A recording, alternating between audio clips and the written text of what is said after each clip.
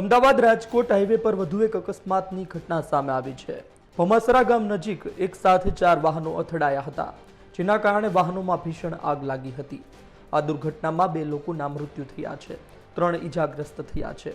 ઘટનાની જાણ થતાં પોલીસ ઘટના સ્થળે પહોંચી હતી। મૃતદેહને પીએમ અર્થે ખસેડી વધુ તપાસ હાથ ધરી હતી।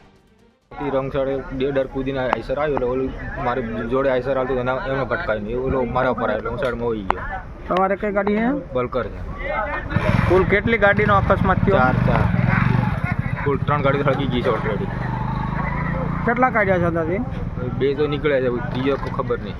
રાત્રિના લગભગ 1:15 વાગ્યાની આસપાસ રાજકોટ તરફથી અમદાવાદ તરફ આવતી એક આઈસર ગાડીમાં અચાનક ડિવાઈડર કૂદી અને રાજકોટ તરફ જતા વાહનો સાથે અન્ય એક આઈસર વાહન સાથે ધડાકાભેર અથડાઈ ગયેલ અને આ અથડાવાની સાથે જ પાછળ આવતા એક અન્ય આઈસર તેમજ સિમેન્ટ ભરવાના એક ખાલી બલકરની અંદર પણ એક સાથે આમ મળીને 4 વાહનોમાં આગ લાગવાનો બનાવ બનેલ હતો।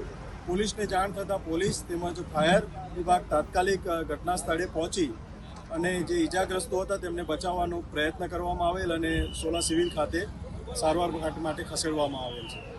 આ ઉપરાંત જે આઈસર ચાલક હતા જેમને ડિવાઈડર કુદાવીને આવ્યા હતા તેને અકસ્માતમાં ગંભીર ઈજાઓ થતાં અને તુરંત જ આગ લાગતા 2 વ્યક્તિના મૃત્યુ થયેલા છે, જેમાં એક આઈસર ચાલક અને તેમની સાથે બેસેલ અન્ય એક વ્યક્તિ, એટલે કુલ 2 જણાના મૃત્યુ થયેલા છે।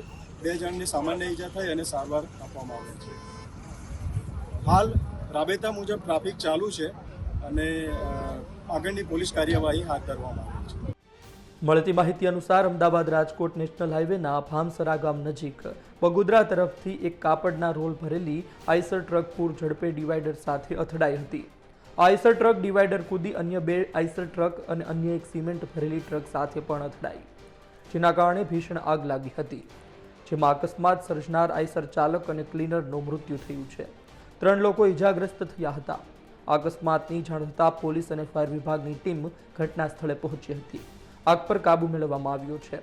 ઈજાગ્રસ્તોને 108 મારફતે સોલા સિવિલ ખસેડવામાં આવ્યા છે।